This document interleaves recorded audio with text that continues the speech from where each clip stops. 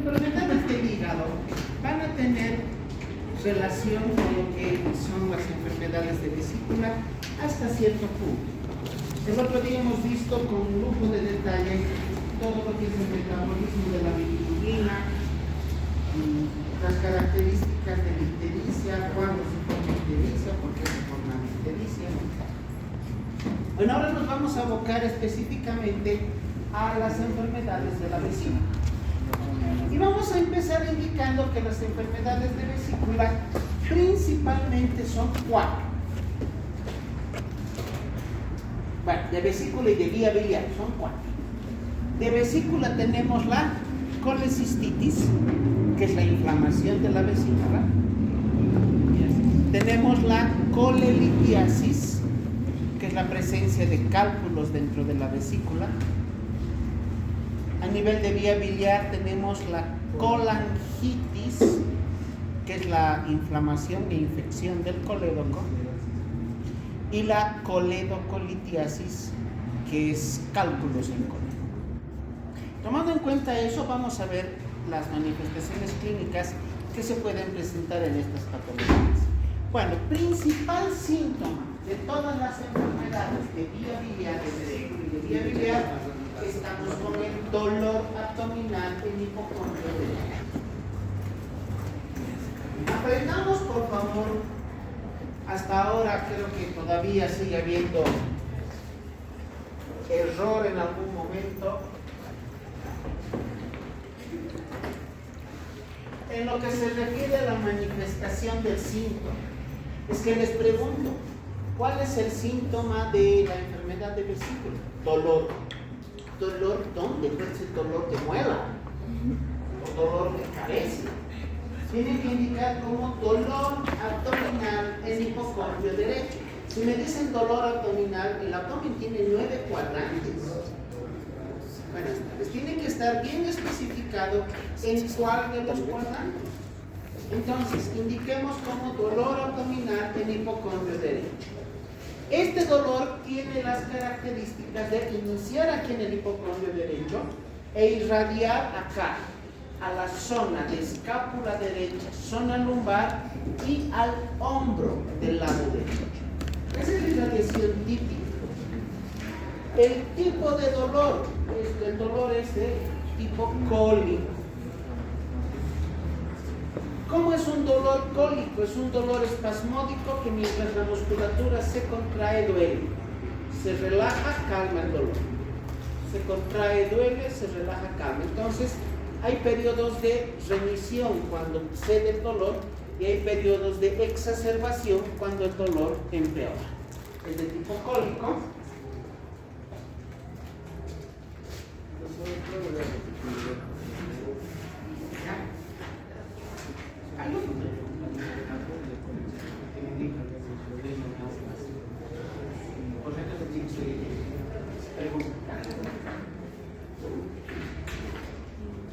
Chicos, no se olviden, el próximo martes tienen que entregar el reto impreso del licor.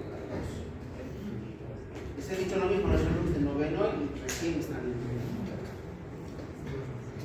Ya. Van a entregar entonces al comienzo de la clase antes de la defensa. Bueno, volvamos a esto. El dolor es de tipo cólico, intenso, súbito y usualmente desencadenado por lo que conocemos como alimentos colecistoquinéticos, alimentos ricos en grasitas, los alimentos que nos gustan tanto, ¿no ven? ¿Cómo qué? El huevo, la papa frita, el pollo frito, el chancho, el chicharrón, el queso, la leche, la palta, la mayonesa, el maní, la quinoa, el zapallo. Son muchos los alimentos que consideramos como colecistoquinéticos. Es un dolor continuo, progresivo porque cada vez va aumentando la intensidad, secundario a la inflamación de la vesícula. En primera instancia, hablamos de la colecistitis, que es la enfermedad más común. El dolor puede durar un par de minutos. Empieza el dolor y el paciente se agarra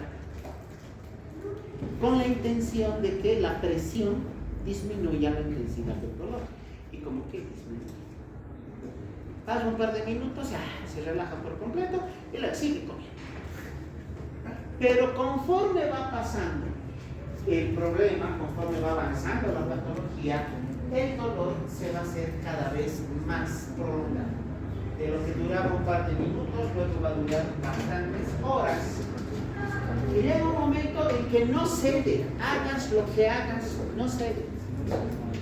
Inicialmente mejora con analgésicos, antiespasmódicos o con la presencia de los vómitos, pero luego yo he visto un caso de una enfermera, siendo enfermera, licenciada, no quería hacerse operar. Y una noche que yo estaba de guardia ha llegado porque, siendo enfermera, sabía, se ha pinchado propinoxato como antiespasmódico, se ha pinchado tramadol como analgésico, se ha pinchado 2 de cada uno, nada, no le calmaba nada. ¿Qué entren pues? Así me interrumpe. Entren, chicos. ¿Por qué se quedan para allá? ¿Les espera afuera? No, aquí estoy.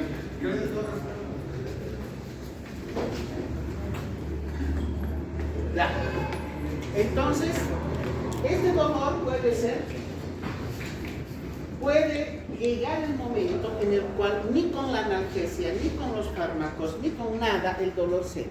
El día que yo estaba de guardia, a esa enfermera, otra licenciada le colocó una vía, le colocamos morfina inclusive, porque el tramador ya no le calmaba. No le he hecho ni cosquillas el tramador, no le he hecho ni cosquillas la morfina, así que de cabeza al quirófano. La única solución ha sido operar. Luego vamos a encontrar ictericia. Ya hemos hablado 2 clases de ictericia, que no es necesario hacer un resumen, no hay una recapitulación, solamente un resumen. Se produce por acumulación de la bilirrubina. En la prehepática, la bilirrubina directa; en la hepática y poshepática, la bilirrubina directa. Síntomas que acompañan a la ictericia: vómitos, coluria, acolia y sobre todo, prurito. ¿Cuál de prurito es más intenso? ¿El de la ictericia hepática o poshepática? Poshepática. La de la ictericia es poshepática.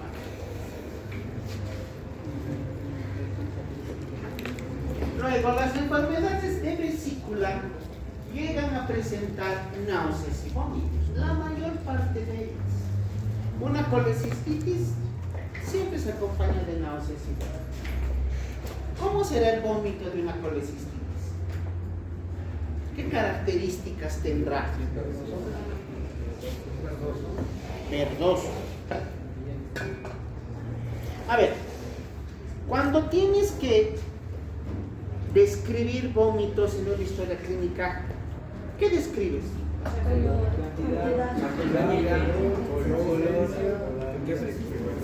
Contenido, sí, frecuencia también.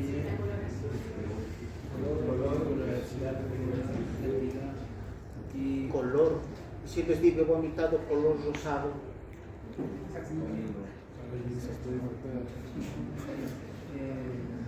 No es color. Característica. Mire, para...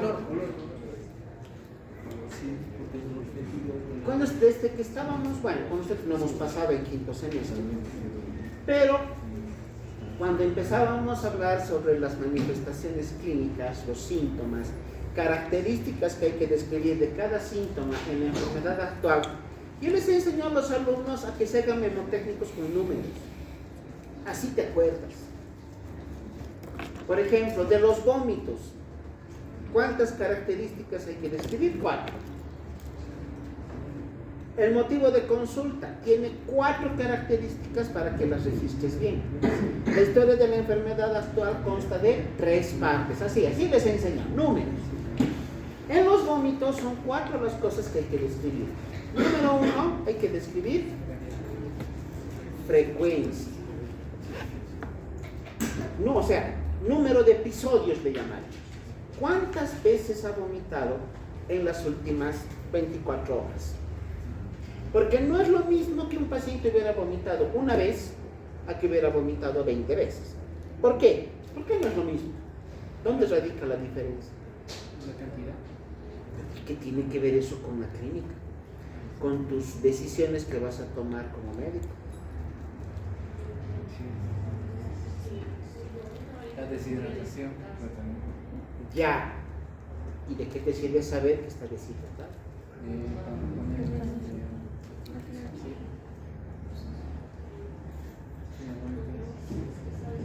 Creo que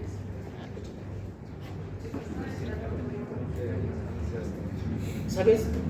Si estamos a un metro, no te escucho, ya estás peor.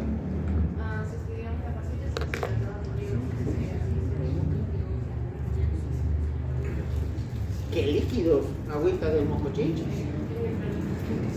¡Wow! Que seamos específicos. Chicos, estamos en sexto semestre. No estamos entrando a la carrera para hablar así de una manera muy ambigua. Tienen que ser más objetivos. ¿Tú qué decías?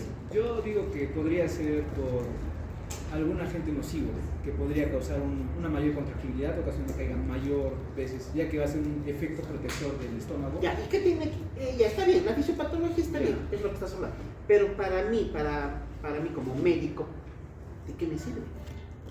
Saber que hay mayor contractibilidad, menor contractibilidad. O sea, para que yo haga algo con el paciente, ¿de qué me sirve? ¿Pero cómo? Dependiendo de las características del paciente, pero es si compromete la vida al ser un vómito con el contenido hemático importante, se debería actuar de una manera distinta a si es un vómito tal vez por ingesta excesiva de alcohol, una gastritis. A ver, ¿cómo harías?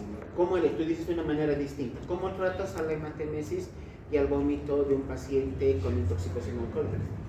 Bueno, al paciente con intoxicación alcohólica, una gastritis de carácter agudo que ha ocurrido en el momento de inmunodeficiencia crónico, se le podría tratar con algún protector gástrico, no sé, podría tratar por... ¿Cuál?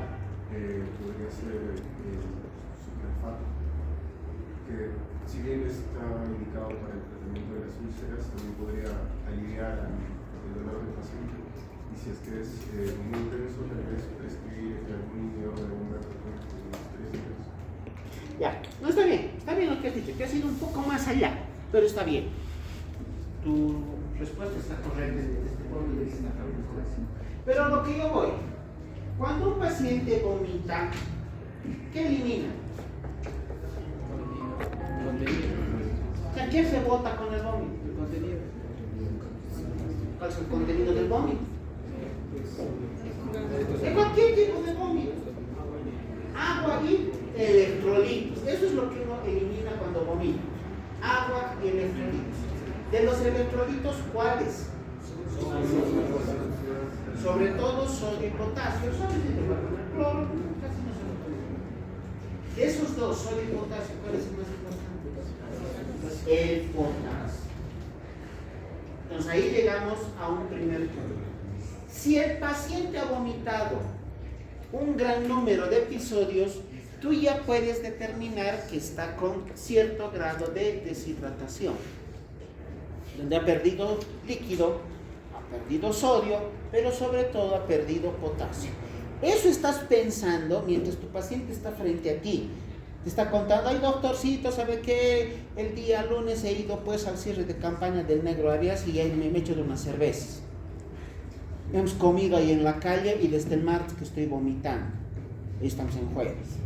El martes he vomitado 5 veces y ayer no podía comer nada porque todo lo que comía he vomitado. ¿Cuántas veces habrá vomitado, señor? Más o menos ayer 10. Eso estás hablando con el paciente. Mientras tanto tu cabeza ya tiene que ir pensando esto. Ha vomitado un gran número de episodios. Se ha deshidratado. Ha perdido líquido y electrolitos. De los electrolitos sobre todo potasio. Muy bien, entonces, ¿qué tengo que hacer en el tratamiento? Reponer líquido y electrolitos. ¿A través de qué? De una solución parenteral. ¿Qué perdió? Agua, sodio, potasio. ¿Qué solución parenteral tienes después?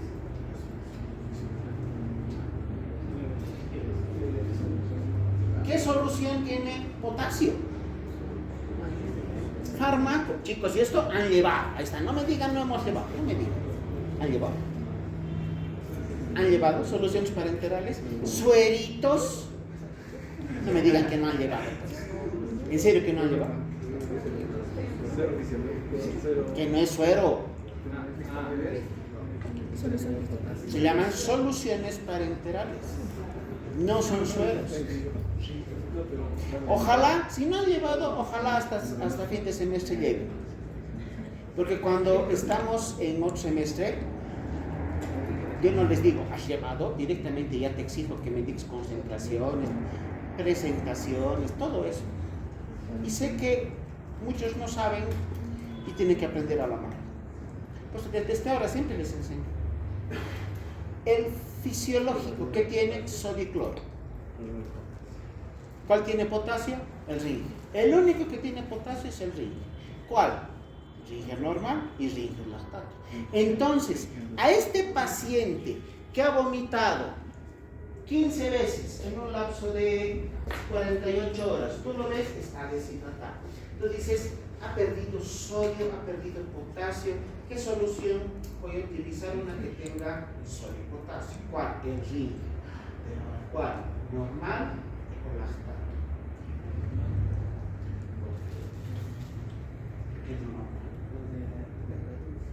Es que ahí ya tengo que saber cuál es la composición que tiene el Ringer normal. Tiene fisiológica, tiene sodio, tiene cloro, tiene potasio, tiene calcio. Eso tiene el Ringer normal. ¿Cuál es la diferencia con el Ringer lactato? El lactato tiene sodio, cloro, potasio, calcio. ¿Cuál es la diferencia entonces entre el Ringer normal y el Ringer lactato? Que el Ringer lactato tiene lactato. Esa es la diferencia. La concentración de electrolitos es la misma. Pero ahora, ¿cuándo uso el Ringer normal y cuándo uso el Ringer lactato? El Ringer normal voy a utilizar en los casos de que el paciente tenga deshidratación leve a deshidratación moderada. En esos casos uso Ringer normal. ¿En qué casos uso Ringer lactato? En los casos de deshidratación severa y en casos de acidosis. ¿Por qué? ¿Por qué acidosis? Cualquier tipo de acidosis. ¿Por qué tiene que ver el lactato? El lactato dentro del organismo, por una serie de procesos bioquímicos, se transforma en bicarbonato y contrarresta la acidosis. Miren, cuánta información tengo solo con saber cuántas veces ha vomitado el paciente. Solo con ese dato que parece tan irrelevante, como ya me he armado todo el esquema de venoclisis para la restitución del desequilibrio hidroeléctrico. Entonces, en los vómitos, número 1, tengo que describir número de episodios. Número 2, volumen.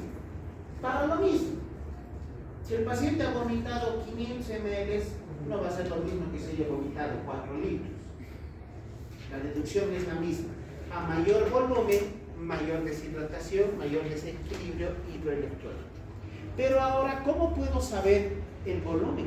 No creo que tu paciente vomite dentro de una probeta y te diga, ¿sabe qué, doctorita? He vomitado 255 ml. Bien medidito, ¿no ve? ¿Qué te va a decir? He vomitado llenando un vacín. ¿De qué tamaño es el vacín? He vomitado llenando un bañador. Conozco bañadores que son como de alacitas y otros donde te puedes bañar tú. ¿De qué tamaño será? No sabemos. Entonces, para esa situación del volumen, por lo menos tendremos un dato aproximado. Y para tener un dato aproximado, comparemos con objetos rutinarios, diarios, que el paciente pueda darse cuenta. Hablemos de utensilios de cocina. ¿Qué capacidad tiene, qué volumen tiene una taza? Estamos hablando de taza estándar, ¿no ves? Porque hay tacitas de café que son como de alacitas. Y una vez me han invitado café en una taza que parecía florero. No, taza estándar. ¿Cuánto es? Nunca han cocinado, nunca han hecho masitas. En la receta dice, ¿no ve? Una taza de harina, una taza de azúcar. ¿Cuánto es una taza? En ml. Nunca me expliques.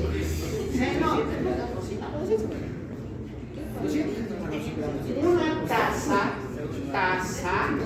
tiene 250. Cuatro tazas son 4 tazas.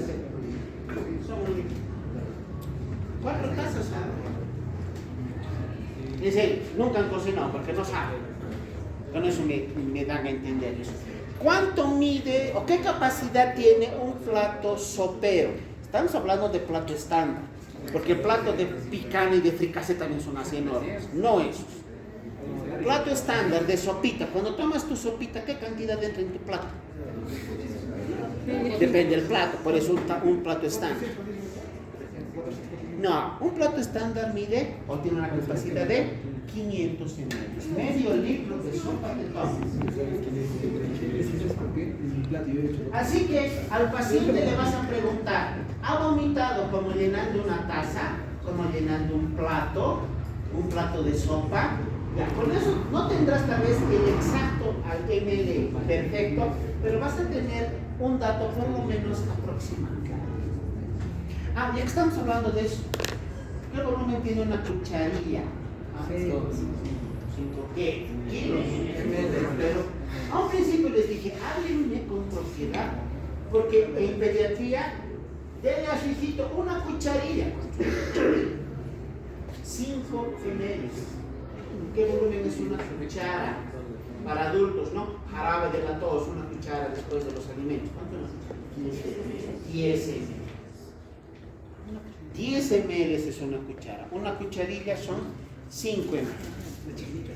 Bueno, número 1, número de episodios. Número 2, volumen. Número 3, tipo de vómito.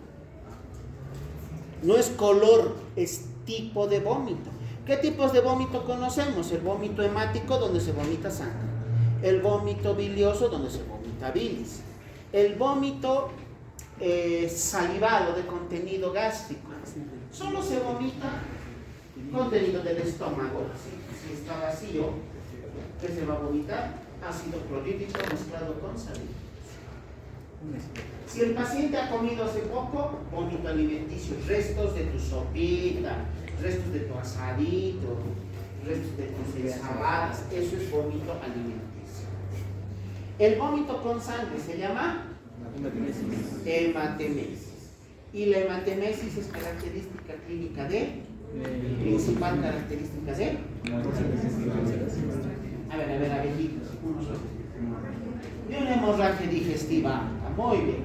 Ahora, la causa de la hemorragia digestiva alta, la principal, la úlcera. Pero no es la única, hay un montón. Varices esofágicas. Desde esófago, ¿cuál se acuerda? No, el esófago de varios no sangra. Varices es uno.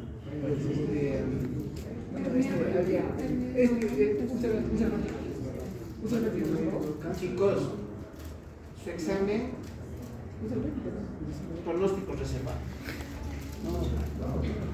Tienen examen el martes y no me están respondiendo esto. Es que ustedes van a ser buenos estudiantes. ¿Ves? ¿Saben no ves que es un estudiante? Estudia un día antes, así que ustedes van a estudiar el lunes en la noche y van a querer amanecerse para aprender. No lo van a lograr, chicos, no lo van a lograr. Para este fin de semana, lo único que tendrían que hacer es repasar lo que han estudiado todito el hito, desde el primer día de febrero que nos pasó clase, hace más de un mes. ¿Qué les he dicho? ¿Desde cuándo vas a empezar a estudiar Papito 2? Desde hoy día. O sea, este sábado y domingo tendrías que repasar lo que has estudiado un mes. Si quieres empezar a estudiar para el examen del hito 2 de semi el sábado o el domingo, estás soñando. No te va a alcanzar el tiempo. ¿Podría ser síndrome de Marie-Weiss? Marie-Weiss. Úlceras esofágicas. Esofagitis erosiva. La esofagitis erosiva, las úlceras esofágicas. Luego tenemos a la úlcera gástrica, la enfermedad de Lafont, cáncer de estómago, o sea, un montón de probables causas de la hematemesis. Hay otro vómito que se llama vómito vorácico. ¿Cómo era el vómito borráceo? Como la borra de café, ¿no ven? Y vómito borráceo es causa de qué enfermedad. O sea, ¿qué se está eliminando con el vómito borráceo? Sangre. ¿Y por qué la sangre es café?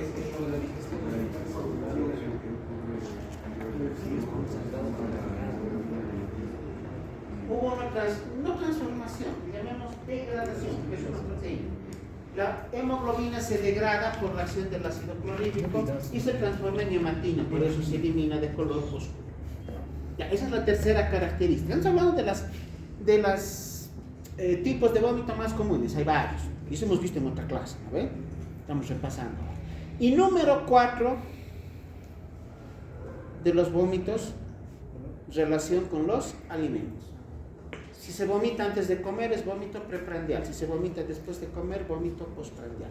Entonces, en el vómito, ¿qué vas a describir? 4 cosas: número de episodios, volumen, tipo de vómito y relación con los alimentos. En las patologías biliares, ¿cómo es el vómito? Características. No va a haber hematemesis, no va a haber vómitos alimenticios, retentivos. ¿Qué es la colangitis? ¿Qué es colangitis? Es la inflamación e infección del coledo. En la colangitis tenemos que el vómito se asocia a la presencia de fiebre e ictericia. ¿Qué triada se usa para el diagnóstico de colangitis? Y no me han hecho recuerdo. ¿Qué tenía que mandar? Las triadas. A ver, no me han hecho recuerdo. No es parte de su examen, obviamente. Eso es tema de quinto. Pero si no han llevado, les mandaré para que aprendan. No para el examen, sino para el examen. Pero chicos, háganme recordar. Yo me tengo que acordar. Uno de ustedes, mándenme un mensaje en serio. Al grupo de la materia, mándenme ahorita. Sé que llegando a mi casa voy a revisar y me voy a acordar. Bueno, otra característica clínica, la fiebre. Nos sirve para poder determinar fiebre, dolor abdominal en hipocordio derecho, ictericia, triada de Charcot. ¿Qué diagnostica la triada de Charcot?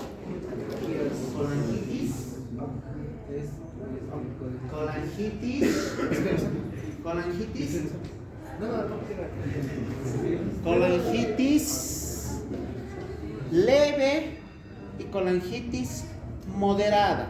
¿Cómo se diagnostica colangitis severa?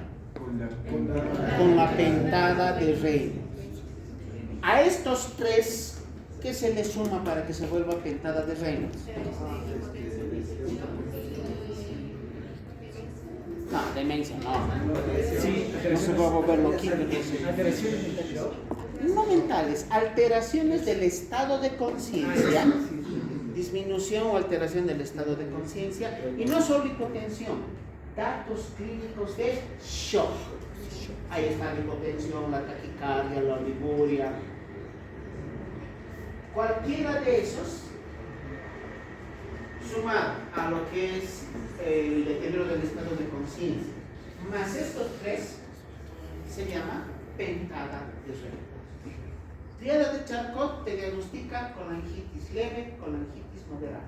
Pentada de Reynolds te diagnostica colangitis severa. ¿Y para qué nos sirve esa clasificación? La colangitis leve y la colangitis moderada se tratan en sala de internación común. Colangitis severa en terapia intensiva.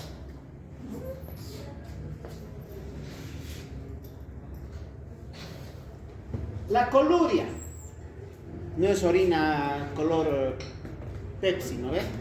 Ni orina color cocaquina. Es presencia de pigmentos biliares en orina. ¿Cuál era? Puro bilinol. Y la colia, ese es sin coloración, blanquecina, con una tonalidad amarillenta, miren, muy bajita. ¿Qué es por ausencia de? Estercobilina. a estas heces, esto es acolia, parecen motitas de algodón. Esto también es acolia. Estas son blanquecinas, estas son amarilla clara. Esto de aquí es una orina colúrica. Orina normal, orina colúrica. No parece Coca-Cola, parece té. Entonces, para evitar esos errores, para mí parece té, para mí me parece mate de polvo.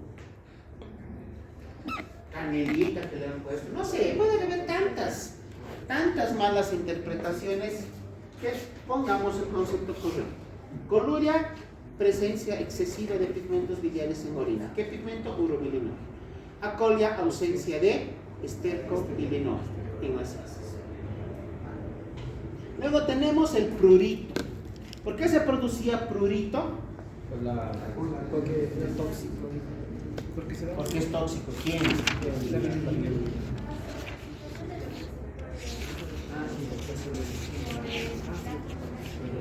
Muy bien. ¿Cuál? La bilirrubina directa excesiva llega a sobreestimular a los receptores sensitivos en el tejido celular subcutáneo de todo el cuerpo.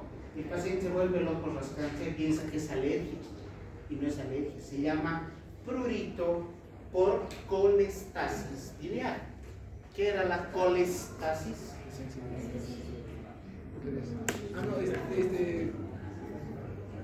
Es disminución El detenimiento del flujo. La disminución o ausencia de flujo de movimiento de la bilis por las vías biliares. No se olviden que la sangre fuera de los vasos es tóxica. La bilirrubina fuera de los vasos, fuera de los conductos biliares también es tóxica. Por eso llega a sobreestimular a estos receptores. Pacientes que tienen patología biliar presentan anorexia. Bueno, más que anorexia, hiporexia. Disminuye el apetito. Por más de que el paciente tenga hambre, no quiere comer. ¿Por qué no quiere comer? Porque come y le duele. Sabe que si come, aunque sea un poquito, va a sentir ese dolor tan feo, tan fuerte, que es el cólico de vesícula, y por lo tanto, subjetivamente, a veces de manera voluntaria, a veces involuntaria, pero rechazan la alimentación. No quieren comer por miedo a que les siga.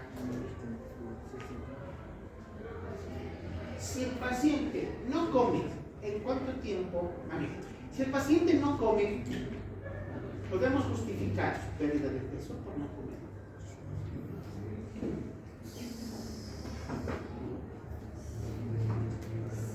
O sea, si yo les digo, ese paciente que está con ictericia, está con dolor en el hipocondrio derecho, ha perdido peso, ¿será porque no está comiendo, qué sé yo, una semana? Depende ¿Depende de qué? Depende ¿Por del una tiempo. semana? Si es una semana. Cáncer. Desde el hecho.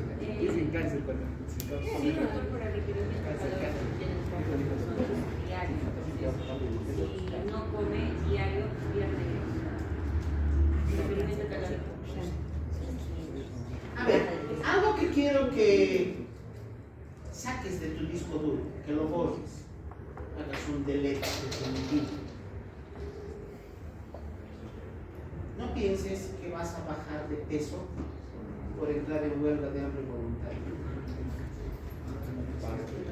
Es que sucede, y yo lo he visto con mi familia, ¿sí? Cuando la mujer se acuerda, este fin de semana no se puede porque son elecciones, pero se acuerda que el próximo fin de semana tiene matrimonio y que tiene que entrar un vestido. Ay, no me sirva mi cierre y así está. Este día no voy a comer y no voy a comer. Piensan que en una semana van a perder peso para entrar ese vestido. Eso es algo imposible. Miren, les cuento el caso de una paciente femenina de 48, 49 años. Se hizo atender con el odontólogo. Tenía problema a nivel de una placa que se hizo hacer cuando era más jovencita, que ya no le servía. Así que como está de moda, y han debido escuchar las propagandas que hay, se ha hecho la colocación de prótesis fija. O sea, la han operado, le han sacado prácticamente los pocos dientes sanos que tenía, que eran, creo que eran aquí un canino, y 2 incisivos, creo que era, y unas cuantas muelas. Le han sacado todos los dientes de las 2 dentaduras y le han puesto prótesis fija. Yo recién he aprendido que había sido, que se pone 2 puntos fijos en la cara superior, 2 puntos fijos en la cara inferior, que como si fueras mueble, te taladran el hueso y te ponen un tornillo donde se pone la prótesis. Son 4, 2 abajo, 2 arriba. Y a través de esa prótesis luego te colocan todita la placa, que es una, porque tal vez algún familiar tuyo se echa con un dientecito, bonito, con placa. Estos son toditos los dientes, tanto de arriba como de abajo. Obviamente la han operado y no le van a colocar sus dientes al día siguiente. Le dijeron que iba a estar con esa situación de no poder comer, no poder masticar, no tenía dientes, era pura encía, más o menos 1 mes y medio, hasta 2 meses, hasta que no me acuerdo los términos odontológicos, pero para que endurezca el hueso, que luego agarre la placa, porque tiene que agarrarse de algún lado, y luego le iban a hacer la sonrisa perfecta con la placa de prótesis. Se ha hecho operar el año pasado, en el 2024, se operaron en el mes de mayo, principios de mayo. Le dijeron, no, mentira, mayo, sí, mayo, porque me dijeron, para el Día de la Madre, 27 de mayo, ya no va a poder comer, pero ya para junio, julio, el 16 de julio, para la verbena, ya va a poder ir a comer su anticuchito, porque esta paciente, luego me comenta, le encanta el anticucho. Así que no comió, bueno, comía muy poco, comía como bebé, papillitas, ese alimento licuado, sopitas que a veces con bombilla tenían. O sea, ha sido una situación trágica. A esta paciente le hemos ido atendiendo porque le bajaba mucho la glicemia. No es diabética, pero ¿por qué le bajaba la glicemia? Entonces, ¿cómo hicimos el tratamiento? Que la poca alimentación que tenía a base de carbohidratos, que le aumente azúcar. Que le aumente azúcar a su tecito, a su refresquito, a su juguito. ¿Qué le he indicado? O sea, ¿qué le he dado como tratamiento? Que tome solita por lo menos 2 litros de gaseosa al día, por la gran concentración de azúcar que tiene. Gracias a eso, un día, el día que vino a la consulta, en la mañana se había estado desmayando en su casa, a punto de salir a llevar a sus hijos en su auto. Ella maneja auto y tenía que llevar a sus hijos al colegio. El doctor estaba bajando ya para sacar la llave y sentí nomás que todo me ha dado vueltas y me ha dado un mareo. He tenido que sentarme y decir, chicos, llamen taxi, no los voy a poder llevar.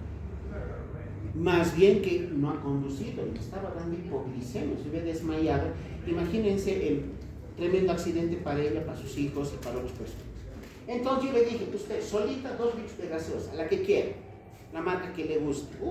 Chocha la señora. ¿Qué ha pasado? Para hacer corta la noticia o la historia. Tenía que comer su anticuchito el 16 de julio, pasado 1 mes y un poquito más después de la operación. ¿Saben cuándo ha podido comer de manera normal? El primer almuerzo, no ha sido almuerzo, ha sido cena, porque me habilita, por eso sí. La primera alimentación, la primera cena normal que comió después de su operación ha sido picana en Navidad. En Navidad, de mayo a diciembre, no ha comido de manera normal. Obviamente al principio, como les decía, puro líquidos, puro papillas, como bebé, como abuelitas, como un ancianito. Conforme iban pasando los meses ya podía comer algo un poquito más. Pero resulta que esta señora, junio, julio, agosto, septiembre, octubre, noviembre, diciembre, 7 meses que no se ha alimentado bien. ¿Ha bajado de peso? Sí.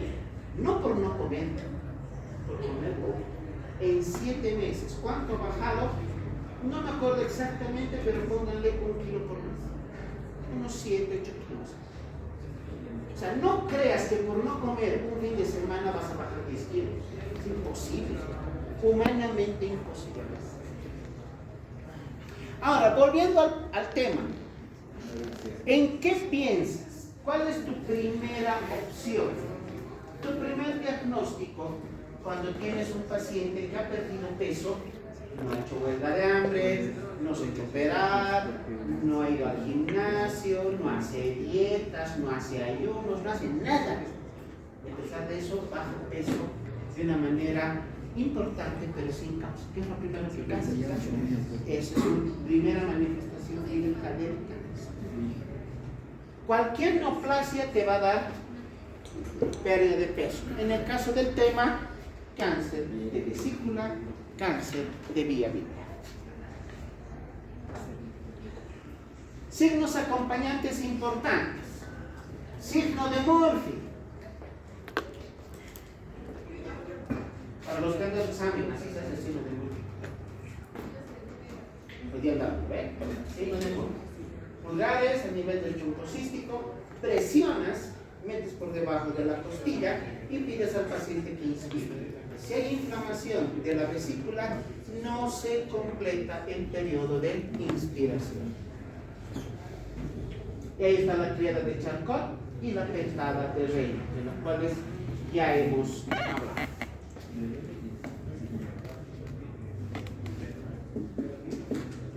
¿Qué vamos a encontrar en el examen físico de un paciente que tenga patologías biliares? Actitud del paciente de una colecistitis. El paciente usualmente está en una posición anquieta, así quietito, ahí dice, inmóvil o en decúbito dorsal, porque cualquier movimiento puede exacerbar el dolor. Y si tiene que pararse para ir a algún lado, se agarra la zona del hipocondrio derecho, porque al aumentar presión acá, disminuye la presión dentro de la vesícula y remite el dolor. El dolor a veces obliga a que el paciente llegue así, en la emergencia así. Porque no solo se presiona, el doblar el tronco, el flexionar el tronco, también es una posición antiálgica que ayuda a disminuir la intensidad del dolor. Movimientos respiratorios disminuidos. Este paciente, si respira de manera normal, el diafragma va a bajar y como hemos hablado ya, ¿de acuerdo? ¿Qué hemos hablado en prácticas? Cuando uno respira, tose, aumenta la presión dentro del tórax, aumenta la presión dentro del abdomen y aumenta la presión dentro de todos los órganos del abdomen. En este caso, la vesícula. Entonces, si el paciente respira de manera normal, si inspira el volumen normal, este paciente va a presentar dolor muy intenso a nivel de la vesícula. Es por eso que como un mecanismo de defensa evita respirar o la inspiración es más superficial. ¿En dónde duele más? ¿En la inspiración o en la expiración? En la inspiración. En la inspiración duele más.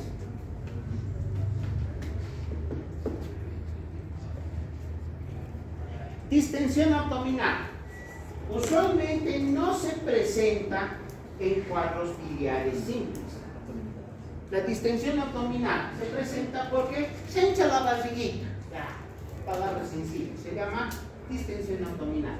¿Por qué se distiende el abdomen? La principal causa. ¿Por? No. Es una causa, sí, pero ¿qué te puede pasar a ti, y a mí?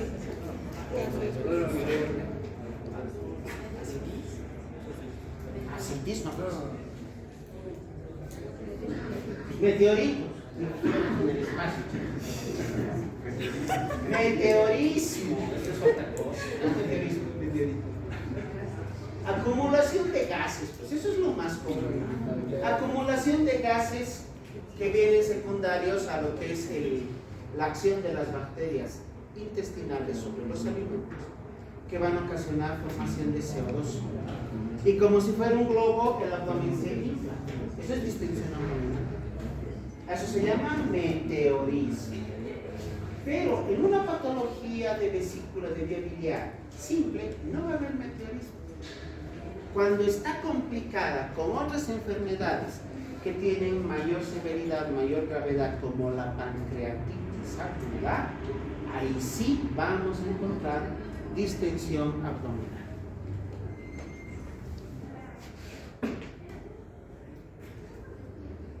Ictericia.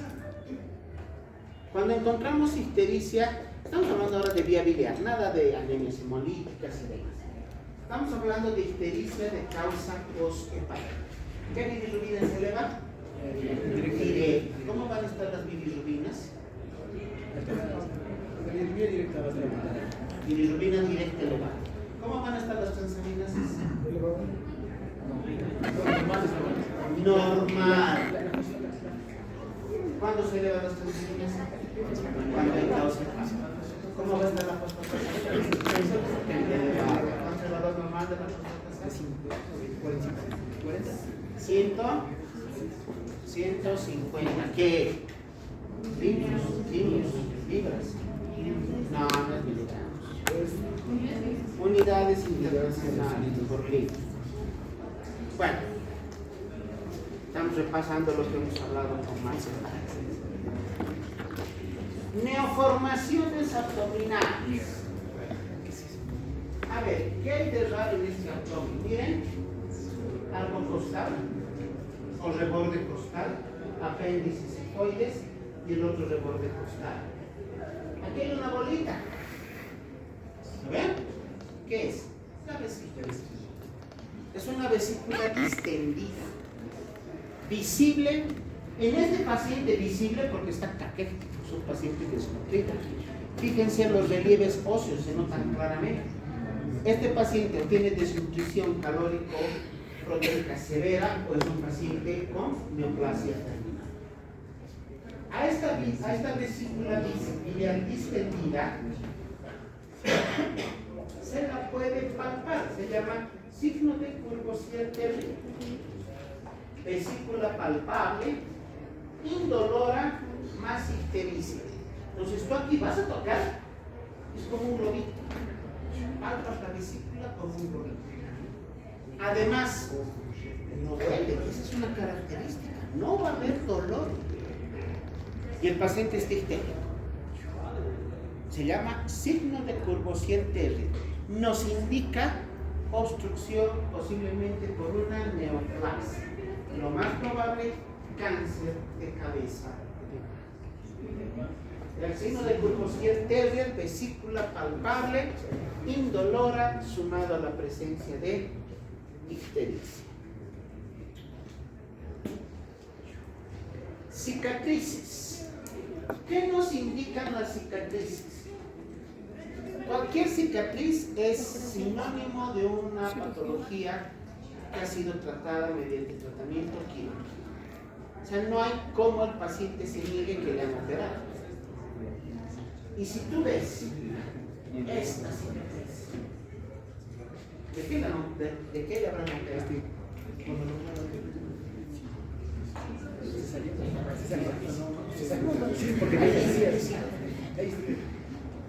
Esta cicatriz es una cicatriz enorme, ¿no? Gigante. Este tipo de cirugías son las cirugías convencionales, llamadas también cirugías abiertas.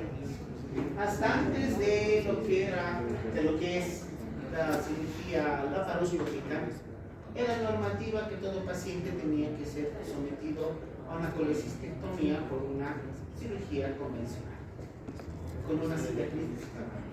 La cicatriz es lo de menos, lo importante es lo que el cirujano haga bien. Pero si ves esta cicatriz dices, a este paciente le han sacado vesícula, o le han operado de hígado, o tal vez de algo a nivel del colon, del ángulo hepático del colon. Ahora, comparemos esto con estas pequeñas cicatrices. Este es el ombligo, y estos son las cicatrices de los puertos del laparoscopio. La cirugía laparoscópica es la que está de moda Es la cirugía menos invasiva, con menor tiempo de estadía postoperatoria y mayor recuperación del paciente, menor probabilidad de complicaciones en manos expertas, en manos que tengan experiencia. El paciente que era sometido a este tipo de cirugías tenía o necesitaba un periodo posoperatorio intrahospitalario más o menos de una semana. O sea, luego de que lo operen, una semana hasta dos semanas se queda el paciente internado.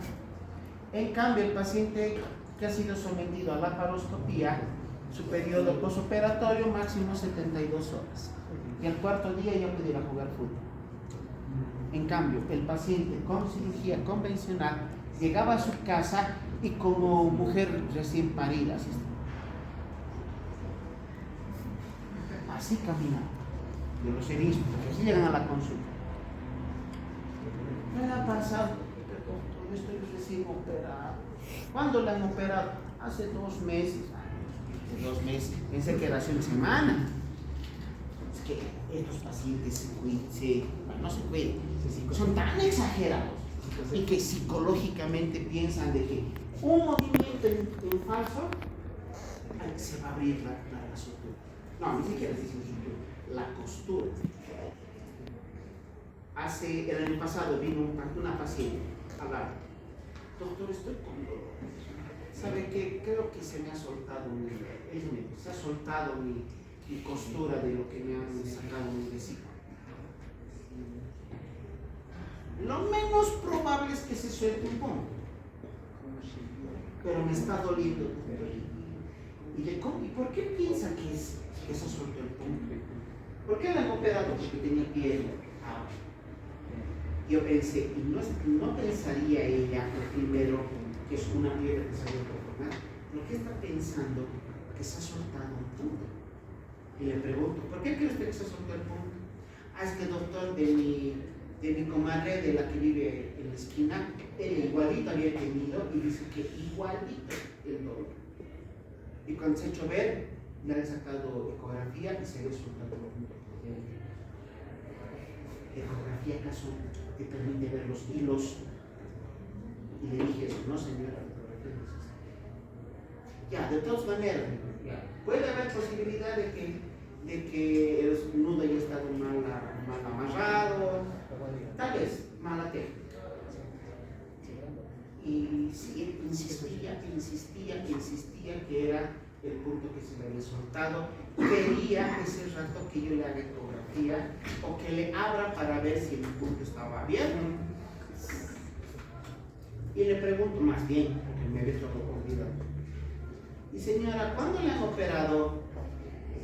Hace 7 años. Otra vez, tu paciente no es médico, no tiene por qué saber que el hilo que se usa para la cirugía con el cual se hacen los puntos de sutura intraperitoneales es el están llevando catgut, ya, eso es antiguo, el bicrin, y ese hilo tiene la característica de ser absorbido. Eso cualquier médico sabe de tu paciente. Para ella, aunque se haya hecho operar hace 30 años, puede ser eso. He escuchado eso en una mujer con cesárea y por no faltarle el respeto a la paciente no he echado una carcajada y me ha aguantado cuando me ha dicho que se ha soltado su punto de sutura de su cesárea porque le estaba doliendo aquí en el vientre bajo y le pregunto, ¿y su hijito menor? ¿De su hijita o su hijito? Hijito, doctor, su hijito menor, ¿qué edad tiene? 25 años. Pues, igual que tú, me ha aguantado las rayas.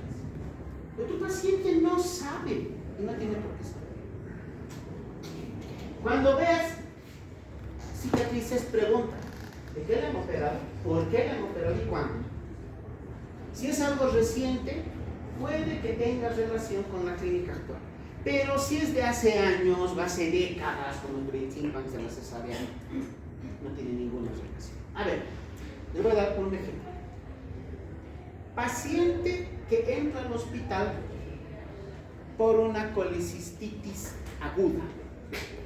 Una colecistitis litiásica aguda. La vesícula está inflamada y además tiene piedras en su interior.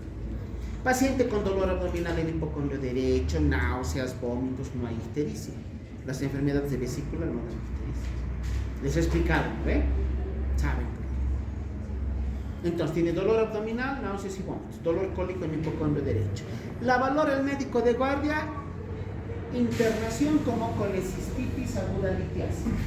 Interconsulta al cirujano. El cirujano de turno va, revisa con el residente de tercer año y dice, sí, es una colecistitis aguda. Ecografía.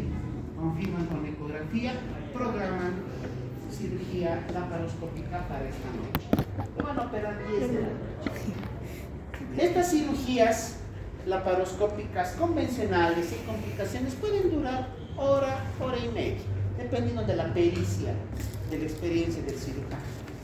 Sale el paciente del quirófano sin complicaciones, pasa a sala de recuperación sin complicaciones, recupera de la anestesia.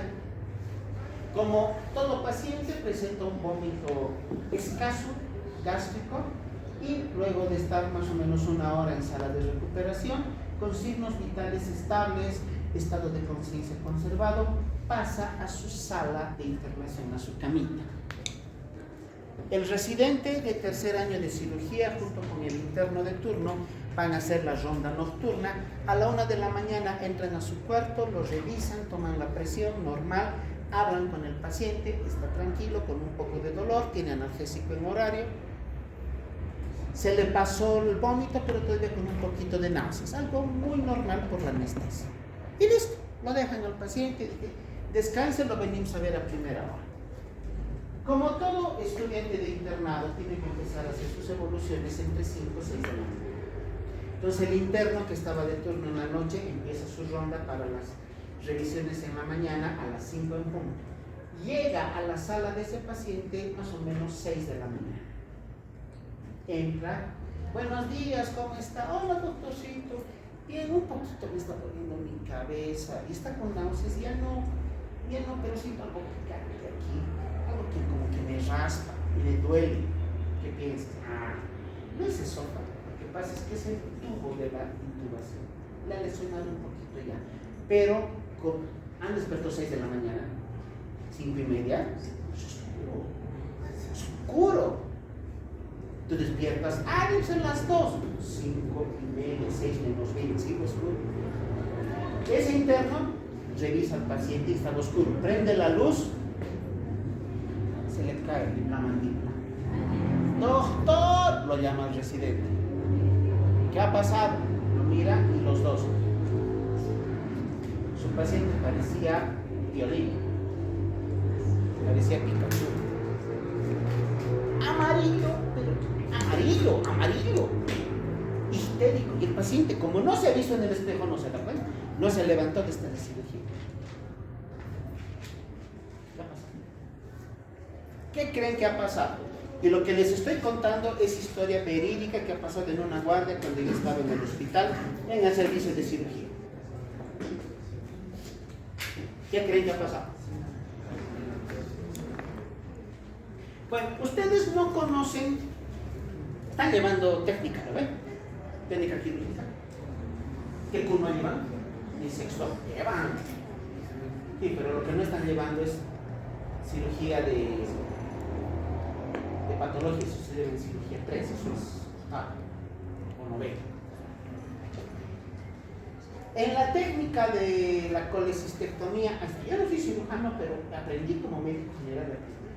¿Qué se hace?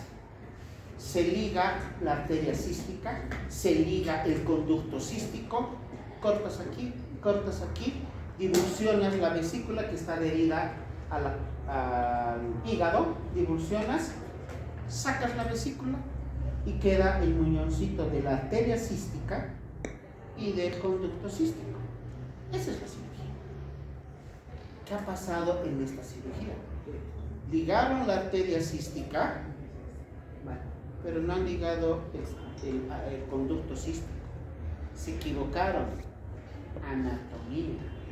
Si piensas que nunca vas a hacer anatomía, quieres ser cirujano, tienes que comer lo que es el miel o el testículo. ¿Qué han ligado en lugar del cístico? El colédoco que estaba aquí.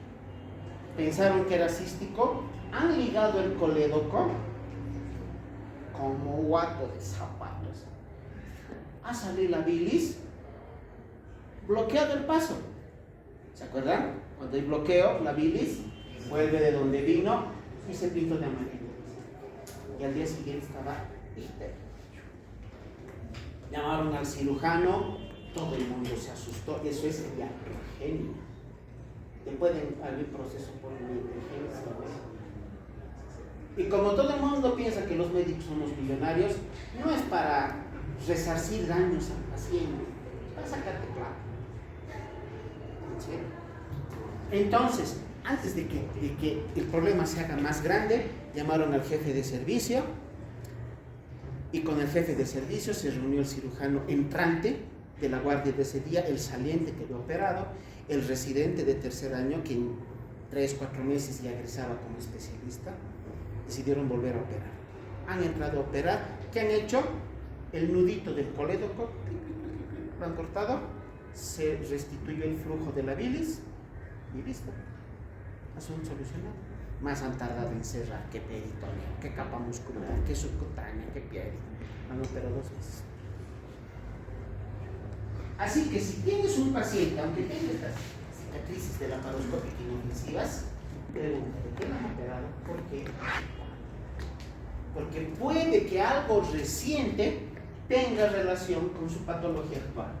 Si es algo de hace muchos años, lo más probable es que no. A ver, ¿qué podemos encontrar? Hernia. Esta es una hernia umbilical. ¿Ven? Se sale como pelotitos por el ombligo, el contenido abdominal. No es habitual en patología abdominal, pero siempre en cualquier cuadro abdominal descarta sino hernias umbilicales, hernias inguinales o hernias o las eventraciones o hernias incisionales. ¿Qué vas a encontrar al palpar el abdomen? Dolor en el hipocondrio derecho. Estamos hablando dolor abdominal en el hipocondrio derecho. Y así lo tienen que describir. No me digan solo dolor o no me digan dolor abdominal. Dolor en el hipocondrio derecho.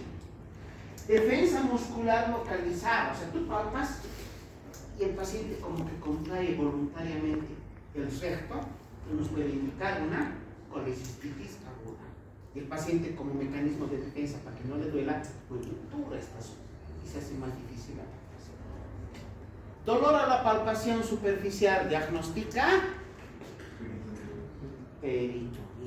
Maniobra del escultor de Merlo o la maniobra del gancho, 2 maniobras de palpación superficial. Cualquiera que resulte positiva, que despierte dolor, diagnóstico peritonitis. El signo de Murphy está, otra vez, miren, metes los pulgares debajo del reborde costal, hacia abajo, luego hacia arriba. Y le pides al paciente que inspire. Si no se puede completar la inspiración y se detiene la inspiración de manera brusca, eso nos indica colecistitis aguda. La vesícula es tan sensible que el simple hecho de tocar contra la pared abdominal o contra tu dedo que está ahí empujando va a producir dolor, aunque la inflamación sea leve.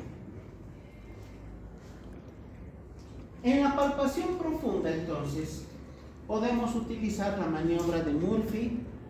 Luego, ¿qué maniobra más había para vesícula? Feisinger, la maniobra de Abraham. Cualquiera de ellas te ayuda a poder identificar inflamación de la vesícula o de la vía biliar. Por ejemplo, en colangitis y en coledocolitiasis, estas maniobras a nivel de hipocondrio derecho son positivas. Pero el dolor también se puede presentar a nivel de epigastro. Y lo que está ahí en rosadito. El dolor irradia hacia la espalda, hacia la zona de la escápula derecha o zona lumbar y también hacia hombro derecho. Esa es la irradiación típica del dolor, es la semiología típica de las patologías biliares. Vesícula palpable. Normalmente la vesícula no se palpa. ¿Qué hemos aprendido? En condiciones normales, hígado no se palpa, riñones no se palpan, apéndice no se palpa, páncreas no se palpa, vesícula no se palpa. Cuando se palpa, hidrocolecisto, hidro, agua, no es agua, líquido seroso.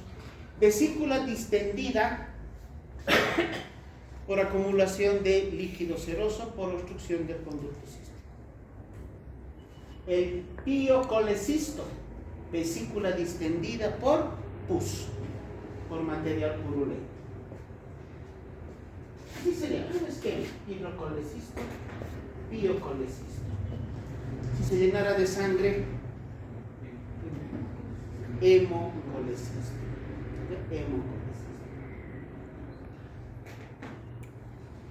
Y está otra vez el signo de Courvoisier-Terrier. No se olviden, la vesícula no se palpa. Si se palpa, vesícula palpable, sin dolor y acompañada de ictericia, se llama signo de Courvoisier-Terrier. ¿A qué te orienta? Sugiere obstrucción maligna de vía biliar. Al hablar de malignidad, estamos hablando de cáncer, ¿no? Cáncer de cabeza de páncreas o cáncer del mismo colon. Palparemos el epigastrio. Si hay dolor, asociamos con pancreatitis aguda.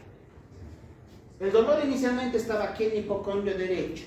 Si al palpar el abdomen encontramos además dolor en el epigastrio, no solo es vesícula la que está alterada, páncreas. Y lo primero que piensas, secundaria patología biliar, pancreatitis. Hepatomegalia. Vamos a encontrar hepatomegalia si la patología biliar está secundariamente o concomitantemente a una enfermedad de hígado.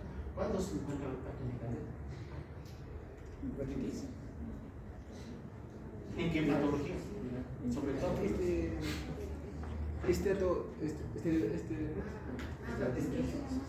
preguntas del examen.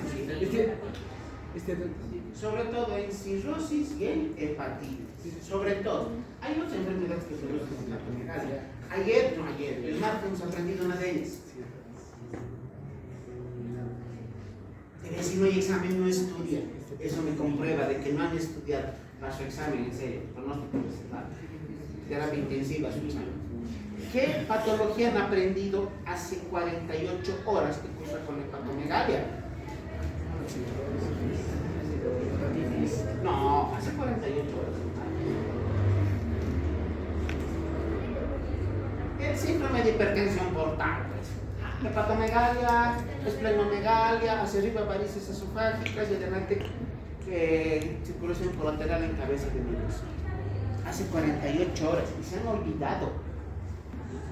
No están estudiando. Ya, la presencia de resistencia muscular, una masa o una neoformación nos puede indicar colecistitis enfisematosa, que es un tipo especial de proceso inflamatorio de la vesícula. Al hablar de enfisema estamos hablando de que se acumula en el enfisema.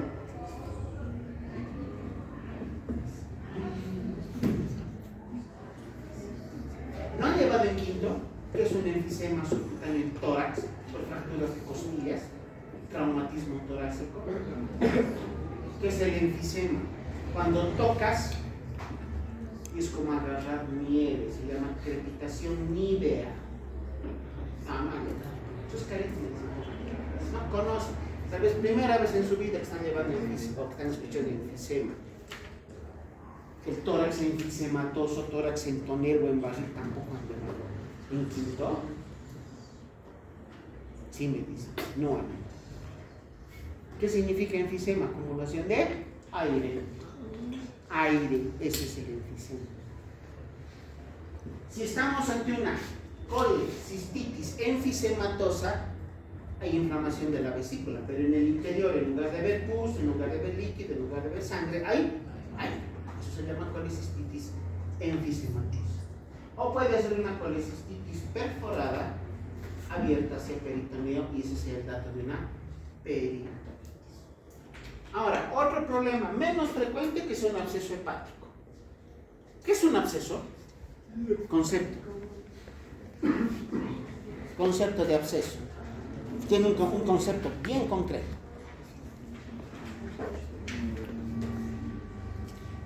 ¿Han llevado semiología de la piel? ¿Quién llevó en quinto? Oye, no han llevado nada entonces. Si está en el programa de quinto, llevar semiología de tórax, pulmones, corazón y semiología de la piel, triadas, aparte de lo que te enseña a mí lo que es historia clínica. ¿Qué han llevado?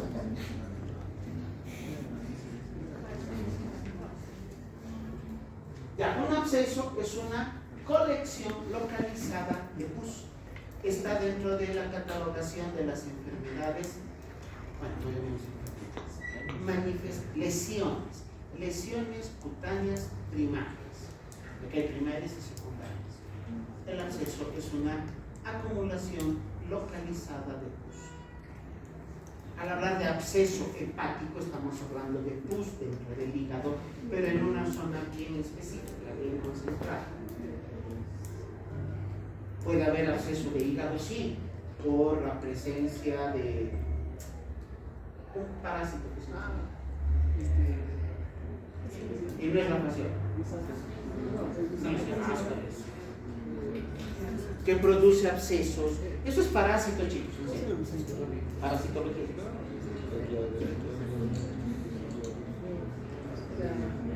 Que se produce en hígado, se produce en pulmón, y la causa principal, el antecedente principal en nuestra región, que sea una persona que esté en contacto con ovejitas.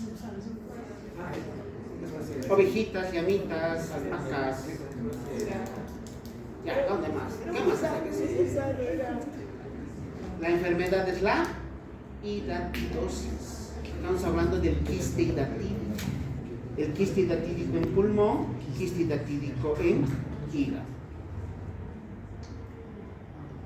¿Cómo diferencias un quiste de un absceso? El quiste solo es líquido seroso, pero con los escólex del parásito en su interior. En cambio, el absceso es pus. Palpas y los dos parecen globitos, pelotitas, los dos duelen. Pero el absceso tiene algo que el quiste no tiene. Al ser quiste y al ser secundario, acumulación de pus. La pus viene. ¿Qué es la pus? Es el cementerio que quedó después de la batalla, de los buenos y los malos. Ya es la acumulación de cadáveres, bacterias y glóbulos blancos. Eso es la pus. Entonces, si tienes un absceso donde hay acumulación de pus secundario a un proceso infeccioso, ¿cuál será el síntoma? Que la diferencia del quiste, porque no es infeccioso. No, los dos tienen dolor, pero por ser infección. Fiebre, pues el absceso tiene fiebre, el quiste no tiene fiebre. Si palpas el hipocondrio derecho, aquí, hipocondrio derecho, encuentras una neoformación medio rara, el paciente está febril, diaforético, es absceso, hasta que no se demuestre lo contrario. ¿Será quiste? Sí, pero el quiste no tiene fiebre. En última instancia, ¿puede haber dificultad para el diagnóstico clínico? Sí. ¿Qué estudio utilizaríamos para hacer una diferenciación concreta? Una ecografía. A ver, realizamos la percusión. ¿Cómo se llama esta técnica? Tiene nombre y nombre propio, con el apellido de su inventor. ¿Se llama maniobra? Dígito digital o maniobra de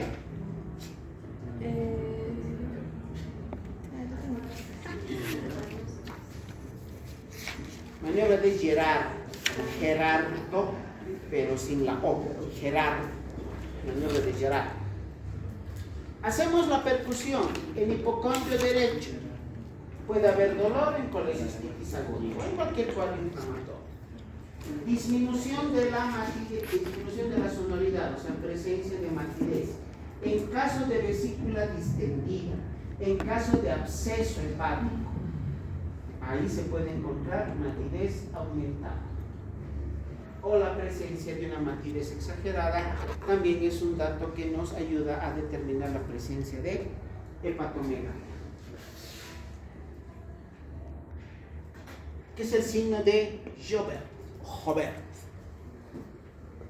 Desaparición del timpanismo en el epigastrio, reemplazado por matidez. ¿En qué órganos te encuentras timpanismo? En órganos duros. ¿En qué órganos encuentras matidez? Órganos macizos. El estómago es hueco o macizo. Hueco. Entonces, ¿qué escucharías? Timpanismo. El signo de Joubert dice desaparición del timpanismo del epigastrio reemplazado por matidez. Sugiere inflamación o una masa o neoformación de vía biliar que ha invadido la zona del epigastrio. Matidez desplazada. Este es un paciente con ascitis. Se llama abdomen en patas.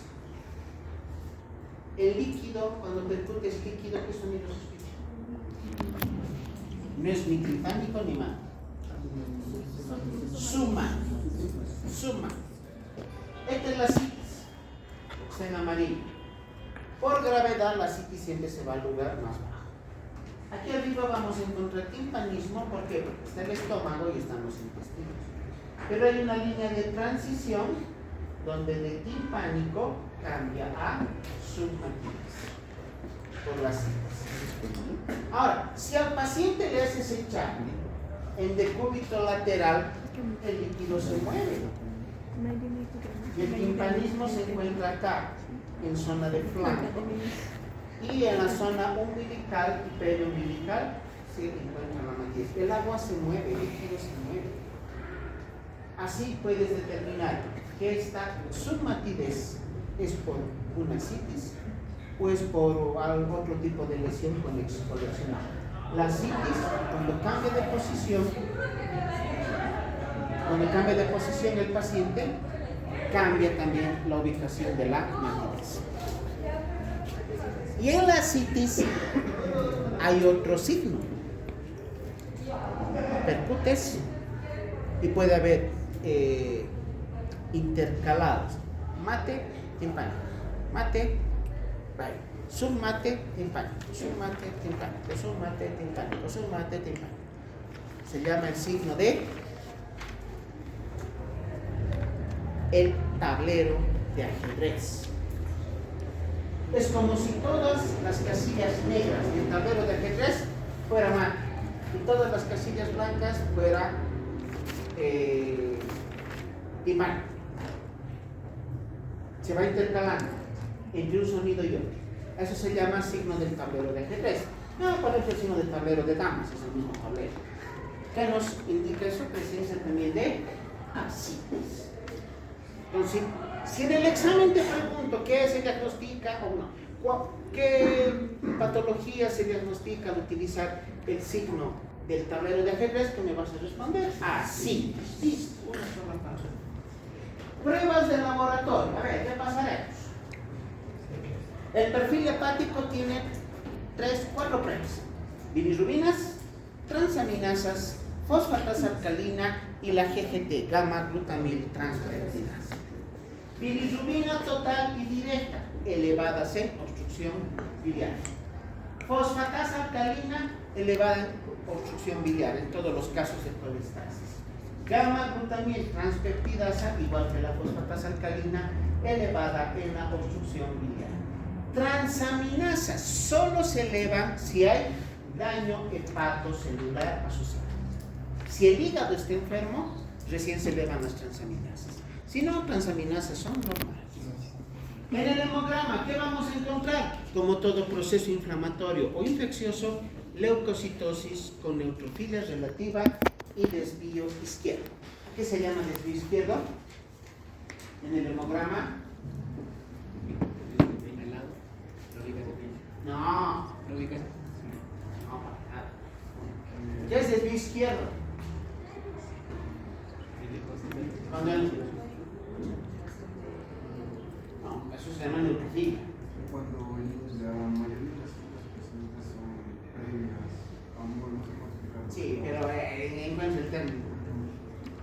En una infección muy importante, en una infección severa, se elevan los leucocitos y se elevan los neutrófilos. Va a haber neutrofilia relativa. Pero cuando la infección ya es extremadamente fuerte, muy aguda, muy severa, se mueren tan rápido los neutrófilos que el estado mayor de los glóbulos blancos, ¿qué dicen? Estamos quedando sin soldados. Y ahora, general, mi capitán, no hay soldados. ¿Qué hacemos?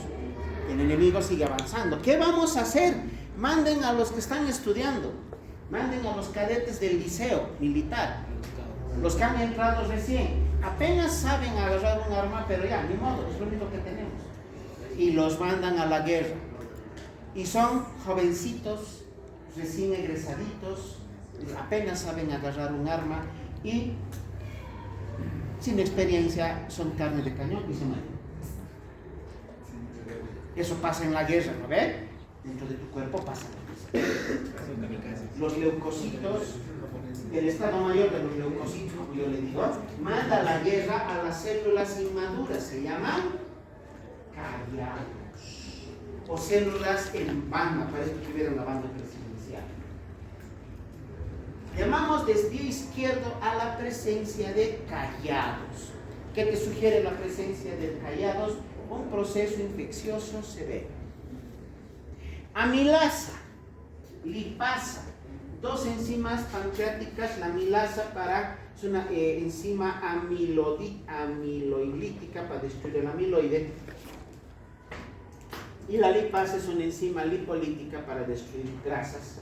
Se elevan cuando la patología de vía biliar se complica con pancreatitis. ¿Cuál de las patologías de la vía biliar es la primera causa etiológica de pancreatitis aguda? Vía biliar. Eso es de vesícula. La coledocolitis. La coledocolitis. La primera causa etiológica para que un paciente tenga pancreatitis aguda es la presencia de coledocolitis. Y la primera causa para que el paciente tenga coledocolitis es la colelitiasis. Primero se forma la piedra en la vesícula, sale al colédoco, obstruye el colédoco, pero también obstruye la salida del conducto pancreático y se produce una pancreatitis aguda. Chicos, si tienes algún familiar, porque sé que hay, en tu casa hay, en la mía había, no, sigue bien, no, había 2 personas. Todos tenemos en casa o conocemos a alguien que tiene sus piernitas en su vesícula, que se está guardando no sé para qué, seguro para hacerse collar algún día. Agarrarlo y de la oreja al quirófano, porque esa piedrita se puede, si es una grande, se puede desintegrar, se sale al colédoco, un día va a aparecer como violín, como Pikachu, y a los 2 días está en terapia intensiva con pancreatitis aguda. Así de severa es la enfermedad. Estas enzimas, amilasa y lipasa, en el curso de una enfermedad pancreática asociada a la vesícula biliar, cuando exista pancreatitis. Principal estudio complementario, la ecografía abdominal. De elección, gold standard. Más que suficiente, la mayor parte de las veces, la realización de una ecografía. Lo malo de la ecografía, que es operador dependiente, ¿qué significa eso? Que el informe que te hagan de la ecografía depende de la experiencia del ecografista. Si es un capísimo de esos, confianza 100%. Pero por ahí es una persona que no tiene experiencia, es un colega que no le hace bien a la ecografía, tiene muchos errores, no te confíes en eso. Existe un estudio muy, pero muy especial para lo que son enfermedades de vesícula, de vía biliar, sobre todo cuando estamos ante la posibilidad de una obstrucción, colestasis en un colédoco. Tú dices, una piedra, a ver, sacaremos ecografía, la ecografía te dice vía biliar, vivo. El paciente está amarillo, biliares elevadas. Hay otro estudio que te puede ayudar con el diagnóstico, se llama colangioresonancia. O sea, una resonancia magnética específica para vía biliar. Les paso el dato por si necesitan ustedes, pacientes, familiares, conocidos, ¿dónde hacen resonancia magnética en La Paz? en el Hospital Arcoíris. Uno de los, no sé si habrá más, uno de los pocos lugares que yo conozco que hacen resonancia. Luego tenemos otro estudio que se llama ERCP, entonces en inglés, en español, colangiopancreatografía retrógrada endoscópica. Colangiopancreatografía retrógrada endoscópica. Ahí está el nombre, está el inciso C. Este estudio es el de primera elección para desobstruir el colédoco, para sacar la piedra que está obstruyendo el colédoco, para sacar el ascaris que se ha arrancado ahí, o para determinar cuál es la causa de la obstrucción. ¿Cómo se hace? Se hace una endoscopía común y corriente, se mete el endoscopio por la boca. Usualmente el endoscopio entre esófago y estómago, de úlceras, gastritis y sin sangre. Ahora tiene que pasar el píloro, llegar a la segunda porción del duodeno y ubicar con la camarita, se ubica la ampolla de váter. Ahí está la ampolla de váter. A través de la ampolla de váter se mete un catéter, es la ampolla, ¿no? Se mete un catéter y se inyecta contraste. Aquí está el colédoco, aquí está la vesícula, aquí está el colédoco. Se inyecta el contraste a través de este catéter y por un amplificador de imágenes se ve dónde está la piedra. Caballita, ahí sí la piedra. Sale el catéter y ¿cuál es el siguiente paso? Sacar esa piedra.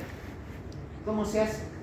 Entra una pincita especial que tiene el endoscopio, así, cerradita. Entra hasta donde está la piedra, se abre, agarra la piedra, la jala, pasa la ampolla de váter, la suelta en el duodeno y ahí acabó el tratamiento. El paciente en media hora está en su casa.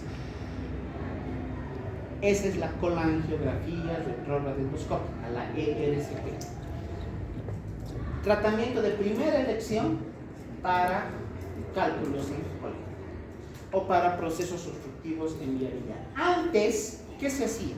Había que operar, abrir plano por plano, llegar al colédoco, cortar el colédoco con pincita, como cuando te sacas las pestañas, una por una, las piedras. Cerrabas el colédoco y el paciente no comía un mes hasta que cicatrice la sutura del colédoco. Ahora, con esto el paciente contiene en media hora está en su casa, hasta que pase el efecto de la anestesia. Método de diagnóstico para diagnosticar coledocolitiasis y terapéutico para sacar piedras. Otro estudio, la tomografía contrastada, simple o contrastada, tomografía de abdomen, que es más sensible que la ecografía, te ayuda a determinar de mejor manera procesos obstructivos, cáncer, tumores de vía biliar o de vesícula. Lo malo, su costo, no es de primera elección. ¿Saben cuánto cuesta una ecografía de abdomen? Depende del lugar, depende del barrio de La Paz, pero encuentras entre 150 hasta 400 bolivianos una ecografía. ¿Cuánto cuesta una tomografía de abdomen simple? Más de 1.500 bolivianos, entre 1.500 y 1.800 la simple. La contrastada más de 2.000 bolivianos. O sea, la diferencia de precios es abismal. Por eso la tomografía no es de primera elección. Y otro estudio mucho más especial, no rutinario, la gammagrafía biliar. Nos sirve para evaluar función de la vesícula y la permeabilidad del conducto cístico, para determinar si ese conducto está obstruido, no está obstruido, si tiene la circulación de la bilis normal. ¿Con qué vamos a hacer diagnósticos diferenciales en casos de que exista dolor en hipocondrio derecho? Apendicitis. ¿Cómo es posible que dolor aquí en hipocondrio derecho se confunda con algo que está aquí abajo, en fosiliaca? Una apendicitis retrosectaria. En este tipo. Apendicitis retrosectaria. La punta del apéndice apunta hacia abajo, ¿no? Por eso el dolor está hacia abajo. Pero en la apendicitis retrosectal, la punta del apéndice se da la vuelta y apunta hacia arriba. El dolor se irradia hacia vesícula. y te puede hacer confundir con colecistitis, y había sido apendicitis aguda. Pancreatitis aguda. En la pancreatitis hay dolor en epigastrio, hay dolor en hipocondrio derecho, hay náuseas, hay vómitos. Pero, ¿cuál es la característica de que te va a diferenciar de la pancreatitis de la colecistitis? La semiología del dolor. El dolor de la pancreatitis se irradia en una forma especial que se llama tiene nombre, sí, tiene nombre. La zona hiperestésica de Koch. Y laboratorialmente tienes que encontrar enzimas pancreáticas, amilasa o lipasa, elevadas por lo menos 3 veces por encima del valor normal. Otro diagnóstico diferencial, la úlcera péptica. Dolor también en epigastrio, súbito e intenso. Pero, ¿cómo vamos a hacer la diferencia? La úlcera péptica está asociada sobre todo antecedente de Helicobacter pylori o al antecedente de consumo de fármacos gastrolésicos.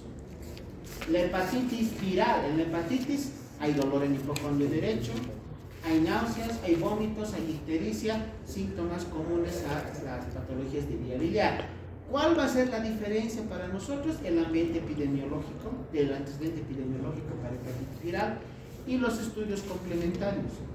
En la hepatitis, las transaminasas se elevan a más de 1000 unidades, cuando el valor normal es 40. En cambio, en las patologías de vía biliar, transaminasas son normales. Y cólico nefrítico derecho. Puedes, el dolor de la colecistitis es aquí. Y aquí también se presenta el dolor nefrítico. ¿Cómo vas a diferenciar? Que la patología que está ocasionando el dolor renal cursa con hematuria, oliguria, alteraciones en las características del orina. En cambio, las de vía biliar no tienen estas características. Y el infarto agudo de miocardio, ¿se acuerdan del chiste? Bueno, de la anécdota.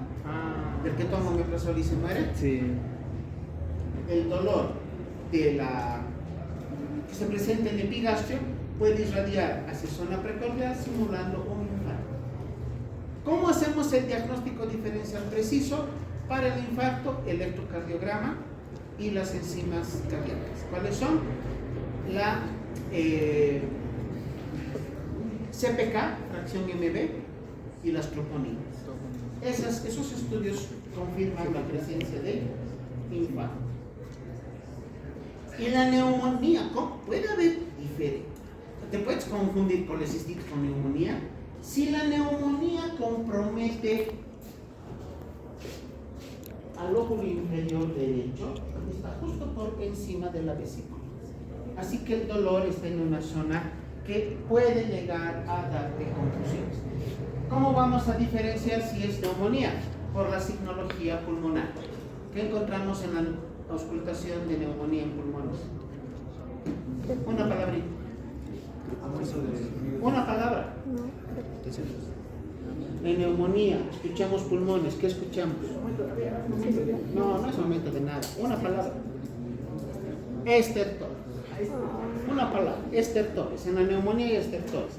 En la colangitis, colecistitis, no habrá estertores. Y aquí está el resumen. Resumen de todo lo que hemos indicado, diagnósticos diferenciales y la clave para poder determinar la diferencia entre uno y otro. ¿A qué le sacas fotos? No tienes plataforma. Más fácil entrar a la plataforma y descargar el No está, doctor. ¿No está? Se repite. Sí. ¿Por qué no me dices? La clase anterior. A ver, de los archivos en PowerPoint que están en la plataforma, ¿cuál no coincide con el de las clases que hemos llevado? Este. El de ictericia está bien. El anterior, estómago, intestinos, esófago también. Esófago, doctor, ¿no está? ¿Esófago no está? ¿Está otro tema? O sea, antes estaba otro, porque no sé quién me dijo que me mostró que era otro archivo antiguo que se había cargado. Esófago ya lo arreglé, pero vesícula entonces hay que arreglar. Sí. Ya. ¿Y por qué no me dicen? Yo no puedo adivinar. Ya chicos, vámonos.